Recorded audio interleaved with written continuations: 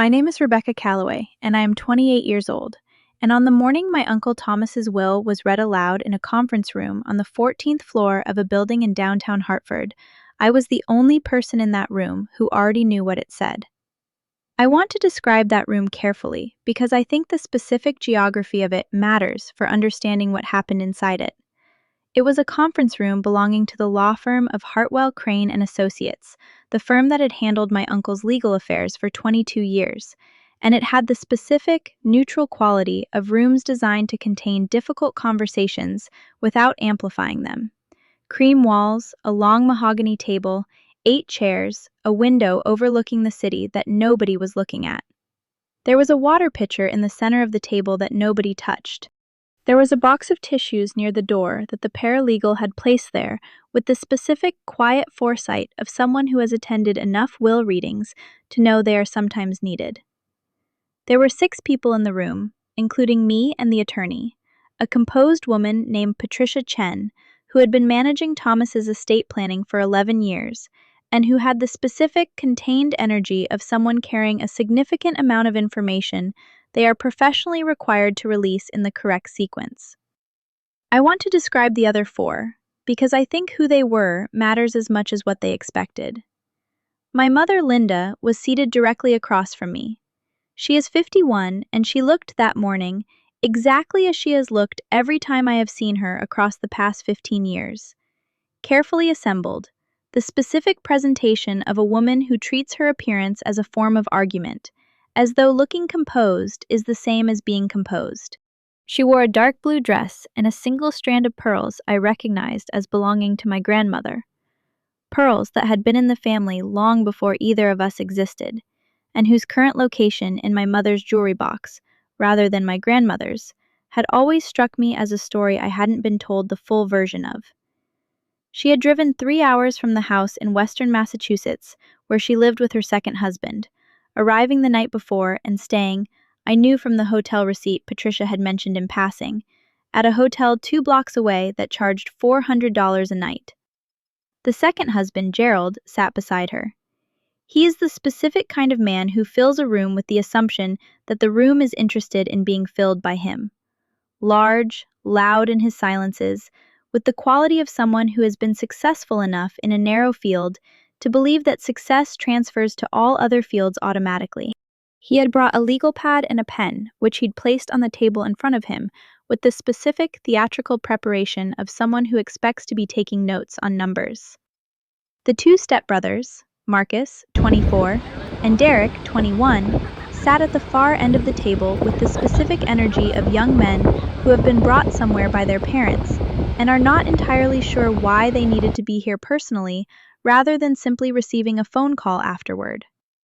Marcus had his phone face down on the table, which I noted as a disciplined gesture for someone his age in a setting of this kind.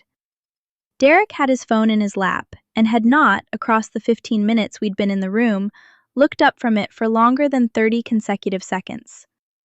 I want to be honest about what I felt, looking at my mother across that table, because I think the honest answer is more complicated than the satisfying version would be. I did not feel triumphant. I want to be clear about that because I think people expect, in a story that begins with a woman whose mother disowned her at 13, sitting across from that mother at a will reading, a certain quality of satisfaction, the specific vindicated pleasure of a person watching a long-deferred justice finally arrive. What I felt instead was something considerably quieter and considerably more tired, the specific weary recognition of someone who has spent 15 years processing a wound they didn't choose, and have only partially finished processing, now sitting in a room where the final paperwork of that wound is about to be filed. Patricia Chen opened the folder in front of her with the specific, unhurried precision of someone who understands that the pace of this moment matters, and she said the words that begin every will reading, the formal acknowledgement of the document's validity and the circumstances of its execution, and the room settled into the specific, held quiet of people waiting for a number. My mother had her hands folded on the table. I watched her hands because they are the part of her that she manages least effectively. She has always been able to control her face, her voice, her posture, but her hands give her away, the specific controlled stillness of someone gripping their own composure with both of them. Patricia began reading. I want to describe the first sentence of my uncle's will, because it was the sentence my mother had been waiting for across 3 hours of driving and one night in a $400 hotel room and 45 minutes of sitting at this mahogany table. I, Thomas Arthur Calloway, being of sound mind and body, hereby leave the entirety of my estate, including all business interests, real property, financial accounts, and personal assets, to my niece, Rebecca Ann Calloway, who has been, in every meaningful sense, my daughter. The room was very quiet. My mother's hands unfolded. I want to be honest that I had been watching for exactly this moment, not with pleasure, but with the specific professional attention of someone who has spent 5 years as a corporate attorney learning to read the precise instant when a room's understanding of its own situation shifts, because that instant is the moment when everything that follows gets decided.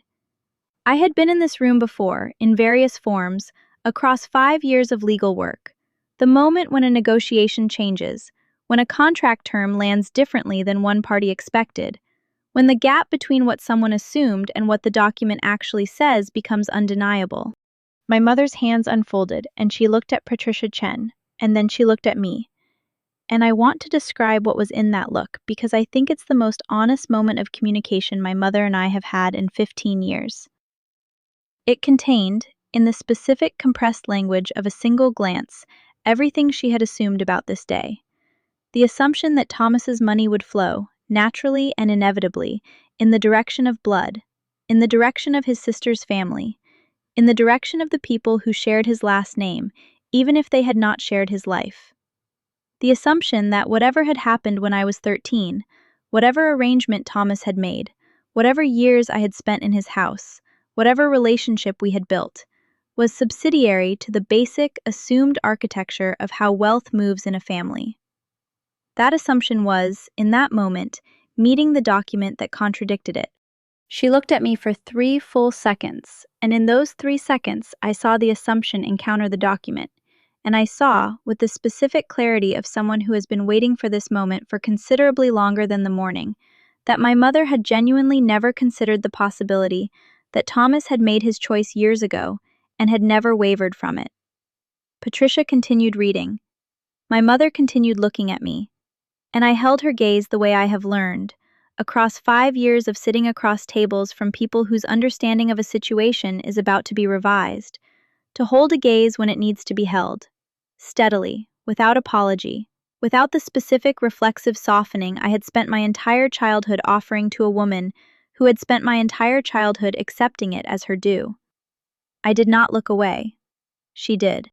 And somewhere in the distance, through the 14th floor window nobody was looking at, Hartford continued its ordinary Tuesday morning, entirely indifferent to the specific, quiet, seismic event happening in Conference Room B.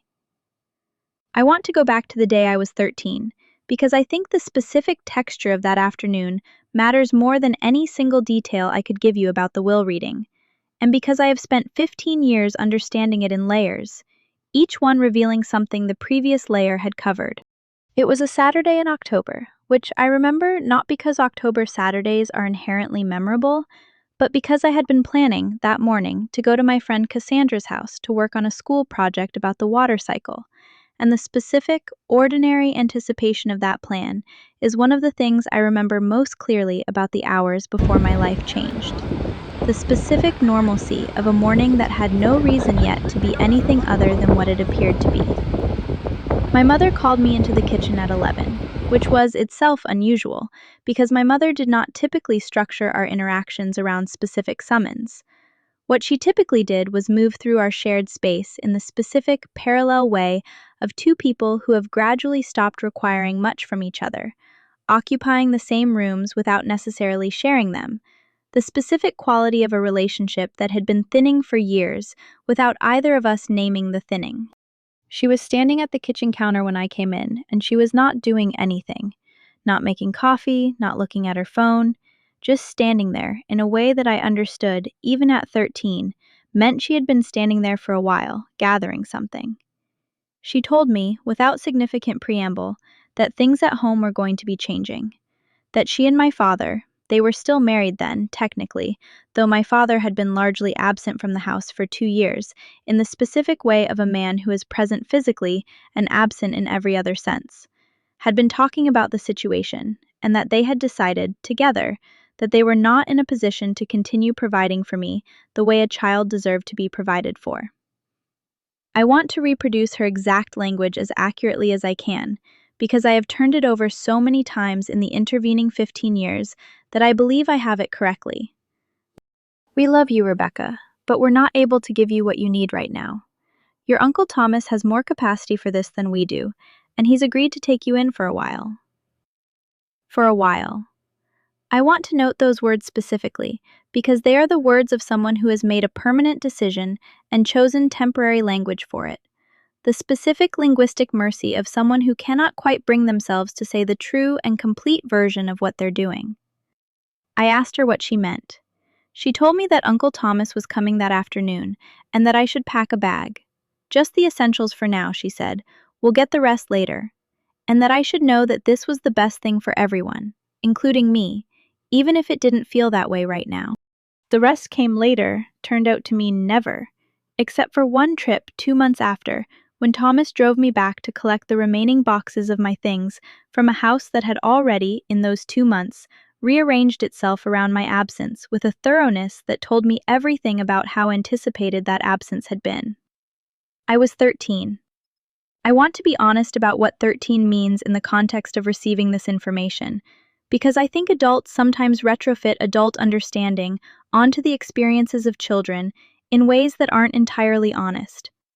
At 13, I did not have the language for what was happening to me. I didn't have the framework of family systems theory or parentification or any of the other structures that would eventually help me understand the specific mechanics of how a family can arrange itself around a child's departure before the child has been told there's going to be a departure. What I had at 13 was the specific physical sensation of the ground shifting. Not dramatically, not with the violence of something breaking, but with the specific, quiet, irrevocable quality of something that was going to be different from this point forward, and was never going to be undone.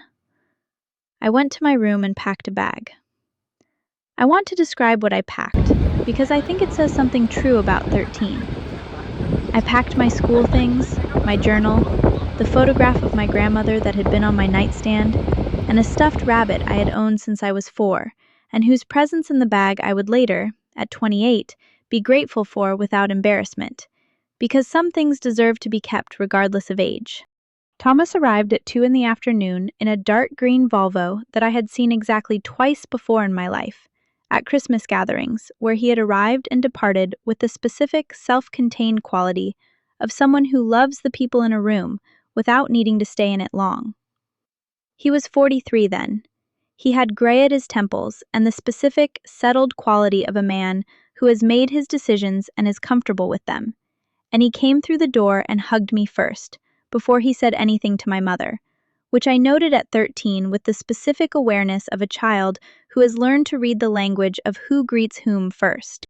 He and my mother spoke for approximately 20 minutes in the kitchen while I waited in the hallway with my bag, and I could hear, through the specific acoustics of a house I would shortly be leaving, the low murmur of their voices without being able to make out the words, which I have since come to understand was deliberate on both their parts.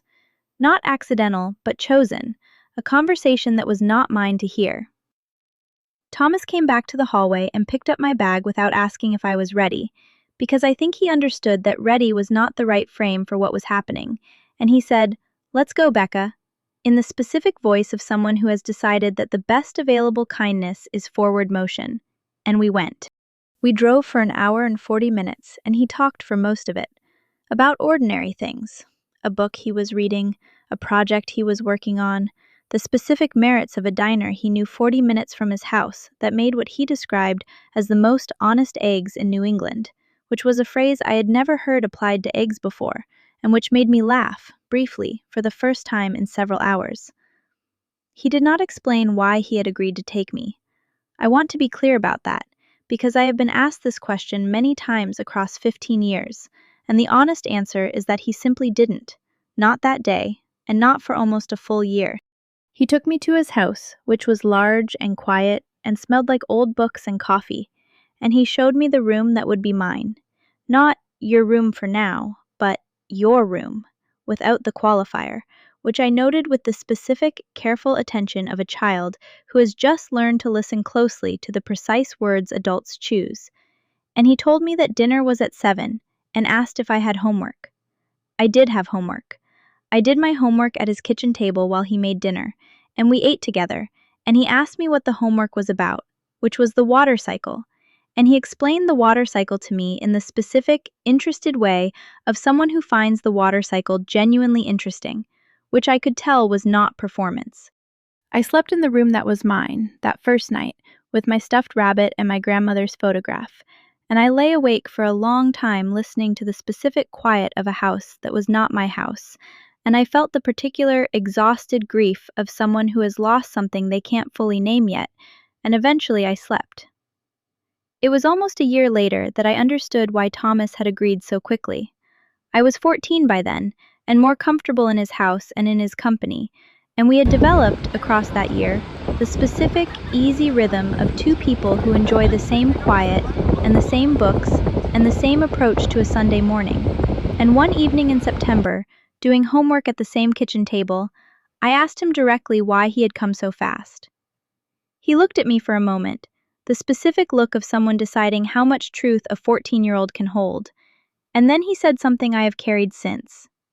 "Because I knew you were coming," he said. I just didn't know exactly when. I asked him what he meant. "Your mother and I are very different people," he said. "We always have been. I've been watching her for a long time, and I understood, probably before you were 10, that she had a specific capacity for certain kinds of things and not others, and that you were going to eventually need someone whose capacity was different. I wanted to be ready when that happened." I want to describe what I felt hearing that at 14, because I think it's different from what I would feel hearing it now, and the difference is itself the story of the 15 years between. At 14, what I felt was the specific, complicated warmth of being known, of discovering that someone had been watching out for you before you knew you needed watching out for, the specific relief of retrospective protection. I didn't feel angry at my mother at 14, or not primarily.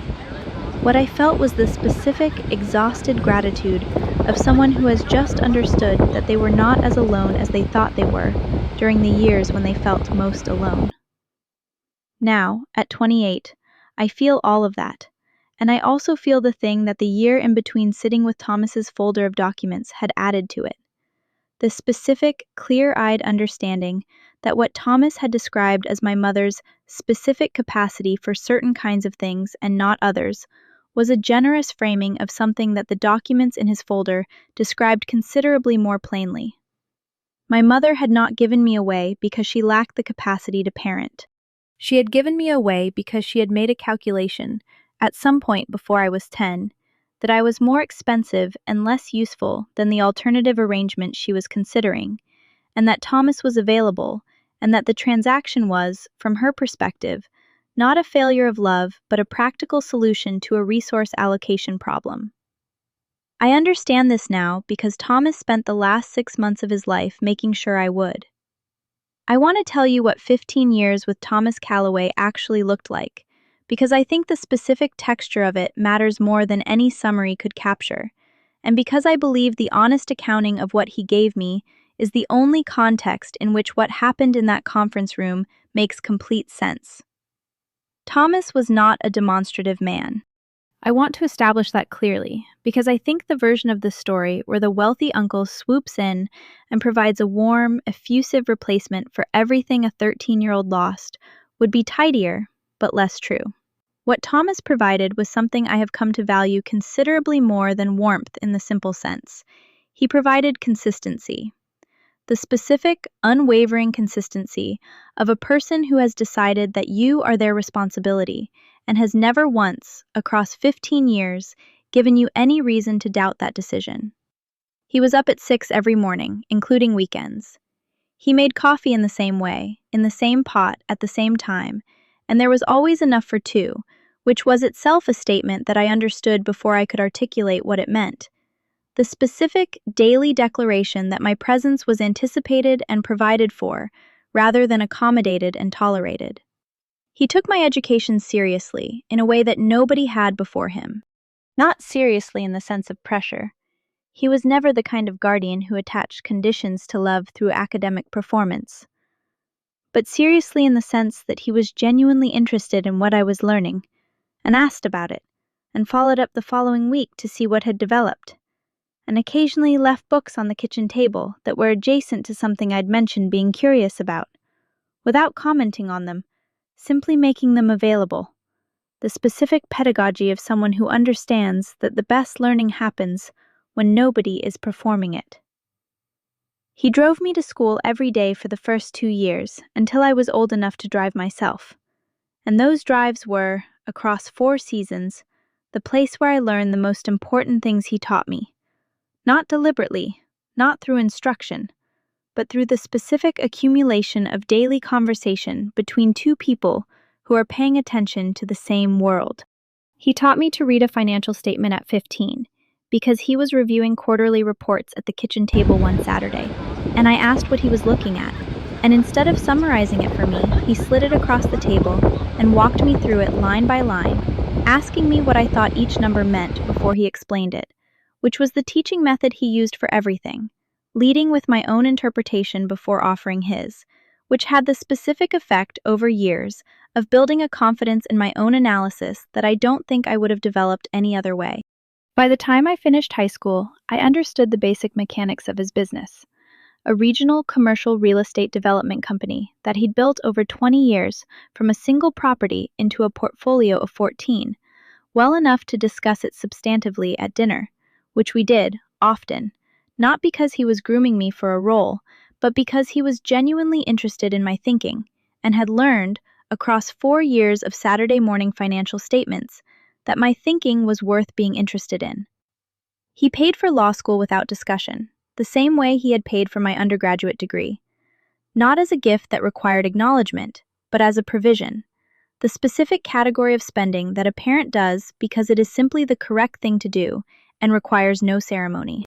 When I asked him, the summer before I started my JD, whether I should apply for loans in case I wanted to pay for it myself, he looked at me with the specific expression he uses when he considers a question to contain a category error and said, "Why would you borrow money to pay for something I want to pay for?" I want to describe the relationship I had with my mother across those 15 years, because I think the contrast between what Thomas provided and what she provided, even from a distance, is important for understanding the full shape of what happened in that conference room. She called occasionally, not regularly, not with the specific scheduled rhythm that would have indicated I was a fixed point in her week, but occasionally, in the specific uneven cadence of someone who is maintaining the minimum contact required to feel that they are maintaining contact. The calls were brief and covered the same small range of subjects. How was school? Was I eating enough? Had I talked to my father recently? A question that I found, across the years, increasingly unclear in its purpose, since she and my father had divorced when I was 15, and she had remarried Gerald when I was 17, and the question of whether I had talked to my father seemed to function less as genuine inquiry than as a conversational placeholder that allowed the call to proceed without getting any closer to anything real. She came to my high school graduation. I want to note this not as a point of credit, but as a fact, because I think the honest accounting requires including the things she did as well as the things she didn't.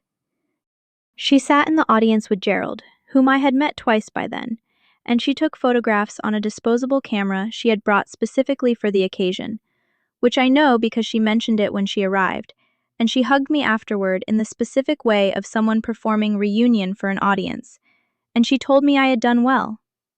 Thomas stood beside her during the photographs, in the specific, composed way of someone who has decided to make a difficult situation easy through sheer steadiness of presence. And he said almost nothing during the exchange between my mother and me, which was itself a form of grace I understood more as I got older.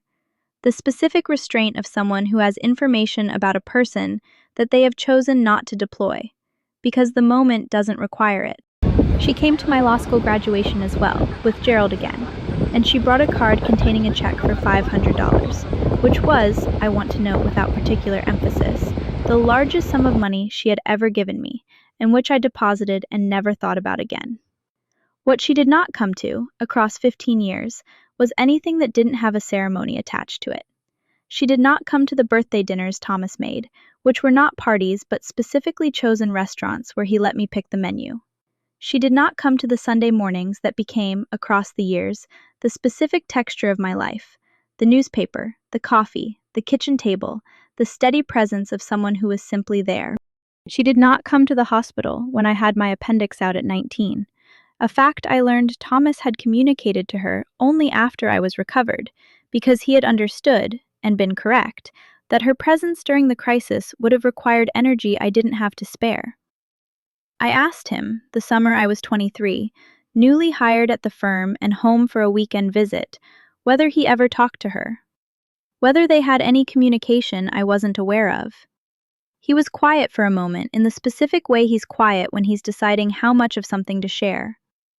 Occasionally, he said, she calls sometimes, usually when she needs something. I asked what she needed. It varies, he said, and then, after a pause, she needed money, twice, in the years after she and your father divorced. I helped both times because it was the right thing to do and because you were still living here and I didn't want the instability to affect you. I had not known this. I want to be honest about what I felt learning it. The specific, complicated emotion of discovering that someone you have been carefully, professionally constructing a neutral relationship with has been quietly, repeatedly asking money from the person who was raising you after she'd given you away, and that the person raising you had provided it without telling you, which was its own form of grace I didn't quite know what to do with. Did she ever ask about me? I said, when she called. He looked at me for a moment, and the look contained the specific, careful kindness of someone who is about to answer a question honestly and knows the honesty is going to cost something. Not on those calls, he said.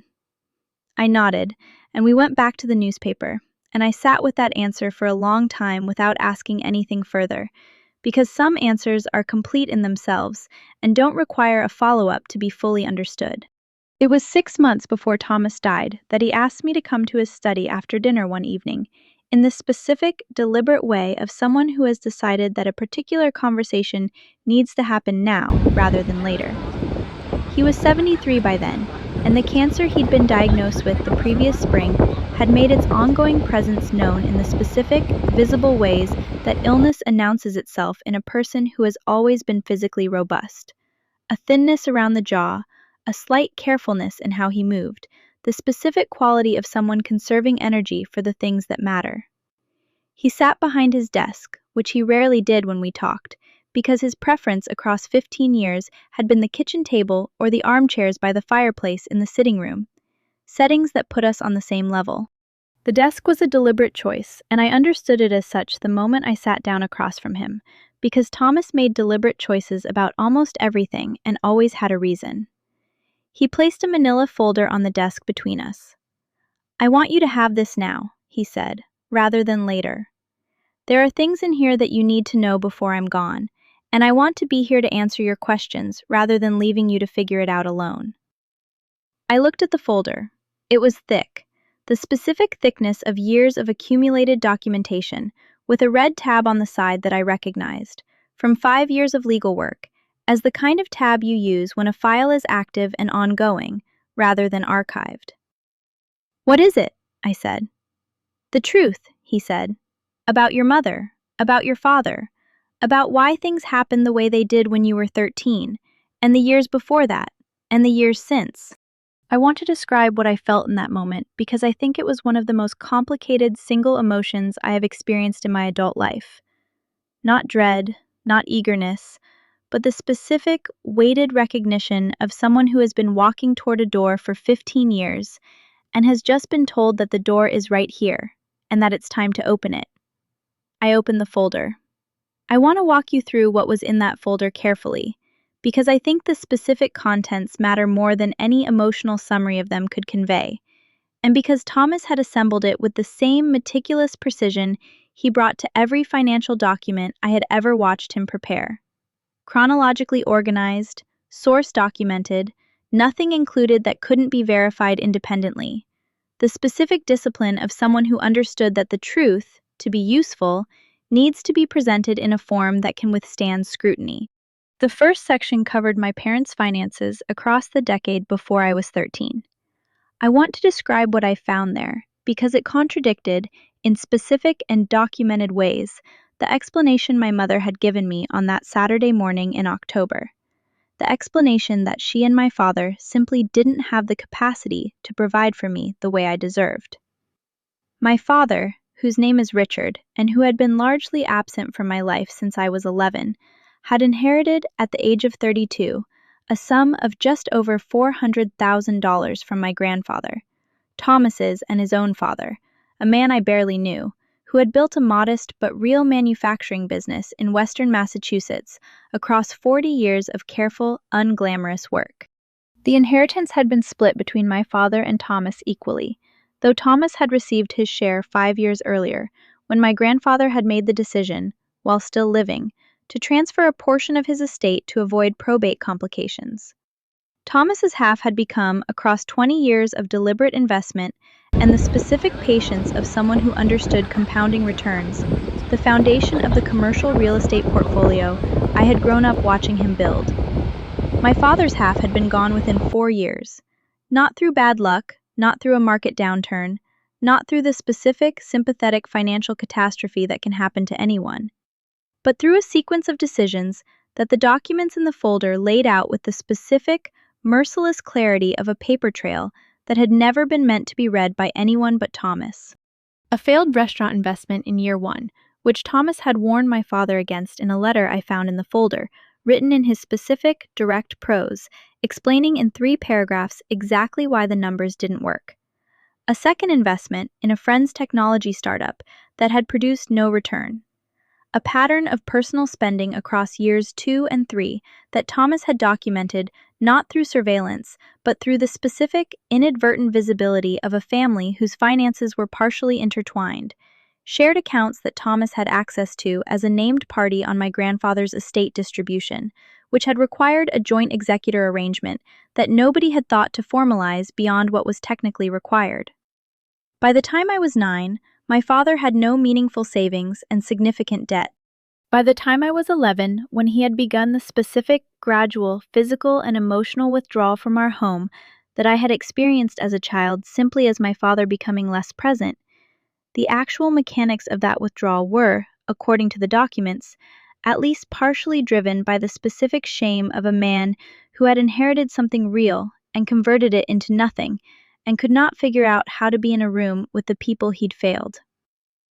My mother's financial history was documented in the second section, and I want to describe what I found there with the same precision Thomas had used to document it, because I think precision is the only honest way to tell this part. My mother had, throughout my childhood, maintained a separate personal savings account that my father had not known about, and that Thomas had discovered through the specific, accidental visibility that comes from being the administrator of a family estate that generates documents. Across the same years my father had been depleting his inheritance, my mother had been quietly, consistently building a reserve. Not large, not dramatic, but present. The specific financial behavior of someone who does not trust the stability of their current situation and is building a private exit. By the time I was 12, that account held just under $60,000. I want to sit with that number for a moment, because I think it matters more than almost anything else in the folder. My mother had $60,000 in a private account when she told me, at 13, that she and my father didn't have the capacity to provide for me the way I deserved. She had $60,000 when she called Thomas and asked if he would take me in. She had $60,000 when she told me to pack a bag with just the essentials. Thomas had written, on a sticky note attached to the bank statement in which this account first appeared, a single sentence in his blocky handwriting. She could have kept you. She chose not to. I want to describe what it felt like to read that sentence, because I have thought about it more than almost anything else across the months since that evening in Thomas's study. I felt, more than anything, the specific physical sensation of a story I had been telling myself for 15 years. A story in which my mother had made a difficult, painful choice out of genuine inability, restructure itself around a different set of facts. Not collapse exactly, because the story had never been entirely comfortable, had always had the specific, slightly ill-fitting quality of something you've accepted because the alternative is worse. But restructure, the way a building restructures when you remove a load-bearing wall and discover that the wall was not, in fact, load-bearing, that the structure can stand without it, but that without it, the structure looks entirely different.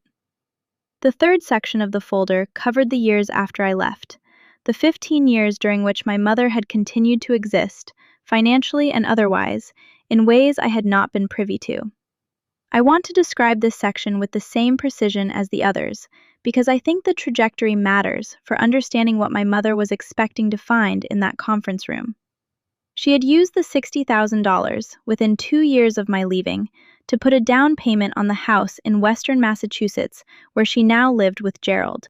She had divorced my father when I was 15, and Gerald, who was, according to Thomas's documentation, a man of comfortable but not extraordinary means, a regional insurance broker with a reliable income and modest savings, had provided a stability that her marriage to my father had not. She had called Thomas twice for money, as he had told me that summer evening. The first time, when I was 16, she had needed $12,000 to cover a tax liability she hadn't anticipated. Thomas had given it to her. The second time, when I was 20, she had needed $8,000 for a home repair. Thomas had given it to her as well. On neither occasion, according to the notes Thomas had kept of both conversations, brief, dated, written in the same blocky handwriting as the sticky note, had she asked about me beyond a single, perfunctory question at the end of each call. Both notes contained the same parenthetical, written with the specific, controlled restraint of a man who has spent years managing his own anger about something. Did not ask how R is doing until end. Asked about transfer logistics first. The fourth section was the one that Thomas had waited until last to show me, and I understand now why he had ordered it that way, why he had built the financial and behavioral history before arriving at what I can only describe as his own accounting of the situation, written in his own hand, across 12 pages of the specific, precise prose I had been reading since I was 14. It was not a letter exactly. It was more like a brief, in the legal sense, a structured argument with evidence cited, making a case.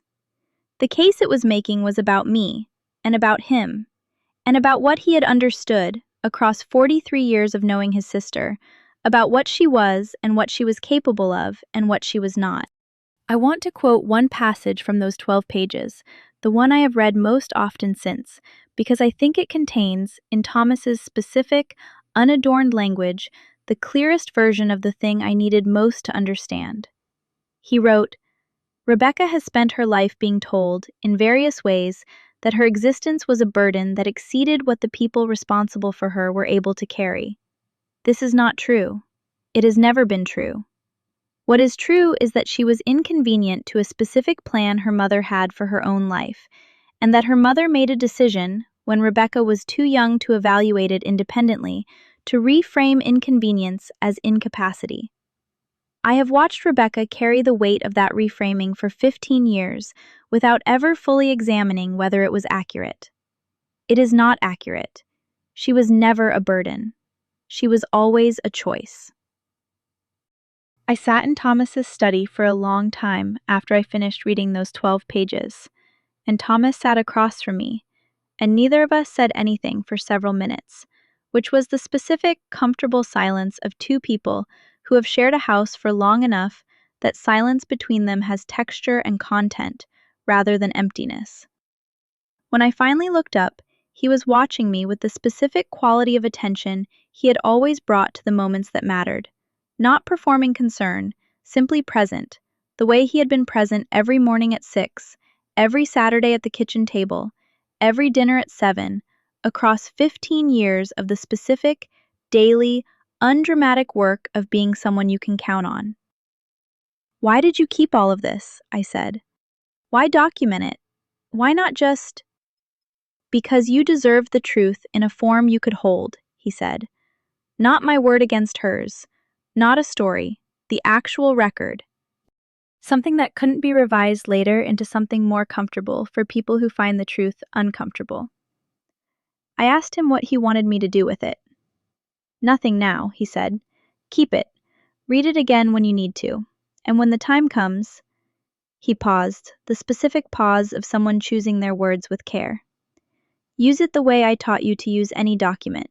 Clearly, precisely, without anger, because anger makes people stop listening. Let the record speak. I closed the folder. I held it in my lap for a moment, this specific, heavy accumulation of 15 years of truth that Thomas had gathered and preserved and waited to give me until the moment was right. And I felt, more than anything, the specific, exhausted gratitude of someone who has just been handed something they needed and didn't know how to ask for. Thank you, I said. He nodded once, the way he always nods when thanks isn't necessary but is understood. 6 months later, he was gone, and I carried the folder to a conference room on the 14th floor of a building in Hartford, and I set it on the mahogany table, and I waited for the moment Thomas had told me would come. It came exactly when he said it would. I want to return to the conference room because I think the specific sequence of what happened after Patricia Chen finished reading the first paragraph of the will matters enormously, and because I have been building toward it across 4 chapters of context that I believe the moment requires to mean what it actually means. Patricia continued reading after the first paragraph, which is to say, she continued reading after the sentence that established, in the formal language of a legal document executed by a man of sound mind with 22 years of legal counsel behind him, that everything Thomas owned went to me. She continued reading because a will is not a single sentence but a document, and the document had more to say, and Patricia was a professional who understood that the reading of a will is a legal proceeding and not a dramatic performance, and that the correct response to a room that has just gone very quiet is to continue at the same measured pace regardless. The estate included the commercial real estate portfolio, 14 properties in various stages of development across Connecticut and western Massachusetts, with a combined assessed value that Patricia read aloud with the specific, neutral precision of someone reciting a weather forecast. It included the financial accounts, the investment portfolio, the personal property. It included the house I had grown up in, which Thomas had specified should be offered to me at fair market value before being listed publicly, because he understood that a house is not just a financial asset, and that I should have the choice. It included, in a specific clause near the end that Patricia read with the same measured neutrality as everything else, a bequest to 3 charitable organizations Thomas had supported across his career, a college scholarship fund, a housing nonprofit, and a literacy program, in amounts that were meaningful without being extravagant, the specific philanthropy of someone who believed in giving directly and without ceremony. There was nothing for my mother, nothing for Gerald, nothing for Marcus or Derek, who were, the document made clear in a brief explanatory note that Thomas's attorney had included per his instruction, not known to the testator in any meaningful personal capacity, and therefore not considered in this distribution. I want to describe what happened in the room as Patricia reached the end of the document, because I think the sequence of reactions tells its own story. Gerald's legal pad remained unmarked. He had uncapped his pen when Patricia began reading, and had not written a single thing, and the cap was still in his other hand, held with the specific, slightly rigid grip of someone who has been waiting to use something, and has gradually understood that the thing they were waiting to use it for is not going to happen. Marcus, at the far end of the table, had picked up his phone and was looking at it with the specific downward attention of someone who is processing information by pretending not to be processing it. Derek had gone entirely still, which was more notable than anything else he could have done, because Derek had not been still for a single moment across the preceding hour. My mother had been looking at me since the first paragraph. I want to be clear about that. She had not looked at Patricia again, had not looked at the document, had not looked at her husband or her sons. She had been looking at me with the specific, sustained attention of someone who is trying to read a text they don't have the decoding key for, trying to understand, from my face, what I knew and when I had known it, and what it meant that I was sitting here across from her with a manila folder on the table in front of me and an expression she could not fully interpret. Patricia finished reading. She set the document down in the specific, deliberate way of someone completing a task that is now complete, and she looked at the room with the professional composure of someone who has delivered this kind of news before and understands that her job now is to be available for questions rather than to manage the emotional response to what she's just read. My mother spoke first. I had expected this, the way you expect anything you've been preparing for. Not with certainty about the exact form it would take, but with the general certainty that it was coming. There must be an error, she said. Her voice was controlled, the specific controlled quality of someone managing a considerable amount of something beneath a surface they are committed to keeping intact. Thomas would not have excluded his own family from his estate. This document needs to be reviewed, Patricia said, with the same measured composure she had maintained throughout, that the document had been reviewed extensively across the 2 years of its preparation, that Thomas had been of demonstrably sound mind at the time of execution, that it had been witnessed by 2 independent witnesses and notarized, and that she was happy to make the full file available to any attorney my mother wished to engage to review it, but that the document as read was valid and executed according to all applicable legal requirements. I'm a corporate attorney, I said, because I thought it was relevant information for the room to have, and because I had decided, in the weeks before this day, that I was not going to be silent in this room. My mother looked at me. I reviewed the document before today, I said. I've known its contents for 6 months. Thomas showed it to me himself. The specific quality of silence that followed this statement was different from the silence that had followed the first paragraph. It had the specific, altered texture of a room in which the existing understanding of who knew what and when has just been revised. Gerald put his pen cap on his pen. The sound of it was very clear in the quiet room. You knew, my mother said. Not as an accusation, not yet. Something closer to the specific, slightly dazed quality of someone who is revising, in real time, the architecture of a situation they thought they understood. I knew, I confirmed. She was quiet for a moment, and I could see her doing what she has always done in situations that don't go the way she planned. Reorganizing, quickly, the available arguments into an order of deployment. The specific, practiced efficiency of someone who has spent decades managing difficult situations through the strategic application of language. Thomas was not well in the last months, she said, and her voice had shifted into something firmer, the specific firmness of someone who has decided which argument to lead with. He was under significant stress. He was on medication. A decision made under those circumstances. Thomas was diagnosed 14 months before he died, I said. He executed this will 22 months ago, 2 years before the diagnosis, in full health, with full legal counsel, after 2 years of working with Patricia's firm to ensure it was airtight. I have the execution timeline if it would be helpful. Patricia nodded once, confirming. My mother looked at me with an expression that was, I think, the most honest expression I had seen on her face in 15 years. Not the managed warmth of her phone calls, not the performed composure of someone maintaining a surface, but something underneath those things, something that had the specific quality of a person encountering a situation they had genuinely not prepared for. You've been planning this, she said. Thomas planned it, I said. I was informed of it. There's a difference. This is our family's money, Gerald said, and his voice had the specific, rising quality of a man who has been silent long enough and has decided that volume is the appropriate response to a situation that hasn't gone his way.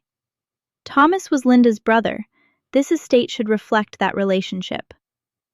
I looked at Gerald with the specific patience I bring to depositions when someone says something that requires a response, but not a reaction. Thomas's relationship with his estate is reflected in the document Patricia just read, I said. What you're describing is what you expected the document to say, which is a different thing. Gerald's jaw tightened in the specific way of someone who has been answered correctly and doesn't like it. My mother stood up. I want to describe this moment carefully, because I think the specific quality of how she stood matters. Not dramatically, not explosively, but with the specific, controlled energy of someone who has decided that standing is the correct physical expression of the position she's about to take. She stood to her full height, and she looked at Patricia Chen, and she said the sentence that Thomas had told me 6 months earlier with the specific, quiet certainty of someone who has known a person their entire life that she would say. "This is not legally valid," she said. "I want it contested. I want a full legal review." Thomas was manipulated. He was isolated in his final years. He was dependent on one person for everything, and that person is sitting at this table with a document she helped engineer to exclude his actual family from their rightful inheritance. The room was very quiet.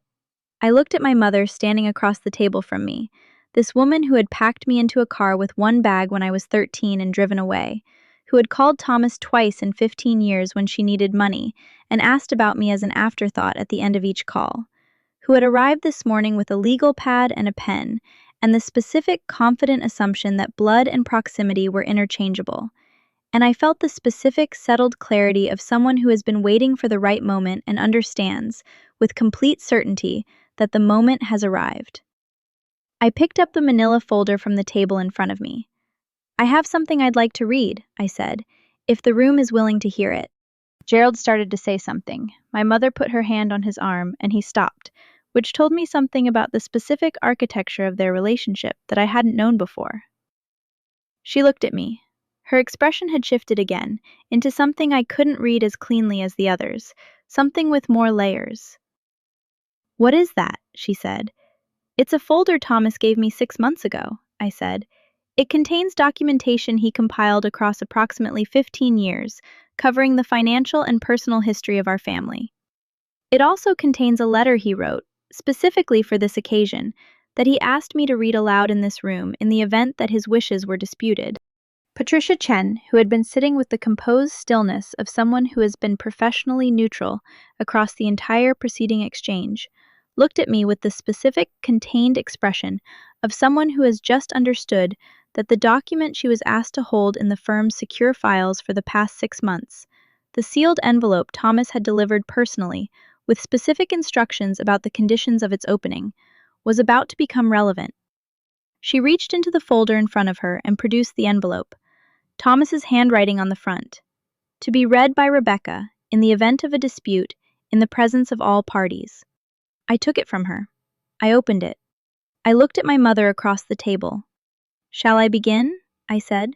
She sat back down. "I want to describe the letter carefully, because I think the specific way Thomas wrote it matters as much as what it contained, and because I have read it so many times since that afternoon that I can recite portions of it from memory, which is not something I planned, but something that happens when a document becomes, over time, less a piece of paper and more a thing you carry.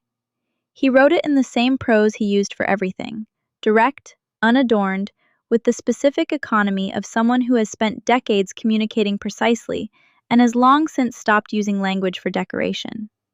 It was 4 pages, handwritten, in the blocky capitals I had been reading since I was 14, and it began the way he began every significant conversation we ever had, without preamble, with the first true thing. I read it aloud. "To whoever is in that room disputing this will, I know who you are. I've known you my whole life, which means I know exactly what you're capable of and exactly what you're not. What you're not capable of, though you've spent considerable energy pretending otherwise, is the sustained, daily, unglamorous work of being present for another person without an immediate return on the investment. I don't say this to wound you. I say it because I've spent 15 years watching someone else do that work, and I want the record to reflect that I know the difference." I paused. The room was completely still. Gerald had put his legal pad on the chair beside him. Marcus had put his phone face down. Derek was looking at the table. My mother was looking at me. I continued. "Rebecca came to me at 13 with one bag and a stuffed rabbit she was embarrassed to have packed and that I pretended not to notice. She was the most self-sufficient 13-year-old I had ever encountered, which is not a compliment to the circumstances that produced that self-sufficiency. Children should not have to be self-sufficient at 13. They should be able to depend on the people responsible for them without performing that dependence as a virtue. Rebecca had learned, before she arrived at my house, to need very little from the people around her, because needing things had not been safe. I want to be honest about what it took to undo that learning, because I think it's the most important thing I did in the years I had her. It took time. It took consistency. It took the specific, repetitive, entirely unspectacular work of being exactly where I said I would be, every single day, until she believed it. Until believing it felt safe rather than foolish. I am not describing this to take credit for it. I am describing it because I want anyone in that room who believes they have a claim on my estate to understand exactly what a claim requires, and to ask themselves honestly whether they have done anything like this work for anyone at any point in their lives. I looked up briefly. My mother had looked away from me, which was the first time since the beginning of the reading that she had looked away. She was looking at her hands, and her hands were very still. I continued reading. To the specific question of why I have excluded Linda from this estate, I want to be clear that this is not a punishment. I do not believe in punishment as a principle, and I do not believe the withholding of money accomplishes anything except the satisfaction of the person withholding it, which is not a satisfaction I have any interest in. I have excluded Linda because including her would not reflect the truth of our relationship, and I have spent my entire life believing that a will, of all documents, should reflect the truth of things rather than the performance of them. The truth of our relationship is this. Linda is my sister, and I have loved her in the complicated, effortful way you love someone whose choices you have spent decades watching and have not been able to fully understand or accept. I have helped her twice when she asked. I would have helped her again if she had asked. What I will not do, from the other side of my own death, is reward a relationship that was conducted almost entirely on her terms, in her timing, for her benefit, with a distribution of assets that implies the relationship was something other than what it was. The truth of my relationship with Rebecca is different, and the will reflects that difference. She did not earn this estate by being present. Presence is not a transaction, and I want to be clear that I have never thought of it that way. She will receive this estate because she is the person I have loved most completely across the last 15 years of my life, because she is the person who sat with me through the hardest months of my dying without once making those months about herself, and because she is, in every way that I understand the word, my daughter. The law does not recognize that relationship. I have spent 2 years making sure the document does. I stopped. Not because the letter was finished, it wasn't, but because I needed a moment, and because I had learned from Thomas that the moments that need to be taken should be taken, and that pausing is not weakness. My mother was crying. I want to describe this with the same precision I have tried to bring to everything else in this account. Not the performed tears of someone managing a situation, but the specific, involuntary crying of someone who has been reached by something in a way they didn't choose and can't control. She was not making a sound. She was simply sitting with tears on her face and her hands in her lap, and an expression I had never seen on her before in 28 years of knowing her, which was the specific expression of someone encountering, for the first time, a completely honest accounting of who they are. I looked at her for a moment, and I felt something I want to describe as carefully as I can, because I think the honest answer matters more than the satisfying one. I did not feel triumphant. I did not feel the specific, vindicated pleasure of someone watching a long-deferred justice arrive at precisely the right moment. What I felt was something considerably quieter and considerably more complicated. A specific, deep sadness for the version of our relationship that had never existed and was not going to exist. And underneath that sadness, something I can only describe as the specific, exhausted relief of someone who has been carrying a story about themselves that wasn't true and has just watched it publicly, permanently replaced by the actual one. I finished the letter. Rebecca, if you are reading this, it means someone in that room decided to dispute what I have decided, which means you are in exactly the situation I prepared you for. You don't need my advice. You have been a better lawyer than most people twice your age since before you had the degree. But I want to say, for the record, and for whatever it is worth from the other side of a life that was considerably better for having you in it, you were never the burden they made you believe you were. You were always the point. Everything I built with the specific daily awareness that someday you would be the one to steward it, and I have never once doubted that you will do it better than I did. All right, Becca, the rest is yours. Thomas. I folded the letter. I placed it in the folder. I placed the folder on the table in front of me, and I looked at the room. Gerald said nothing. Marcus was looking at the window. Derek was looking at his hands. Patricia Chen was looking at the document in front of her with the specific, contained expression of someone who has done their job correctly and is allowing the room to have its moment. My mother looked at me, and I looked at her, and the look that passed between us was, I think, the most honest communication we have had in 28 years of existing in relation to each other. It did not contain an apology. I want to be honest about that because I think people expect apologies in moments like this, and what I received was not that. What I received was a look that contained, in the specific, compressed language of a glance from someone who has just heard themselves described accurately by someone who loved them, a recognition. Not of what she owed me, of what she had been. The specific, quiet, devastating recognition of someone looking at an honest mirror for the first time.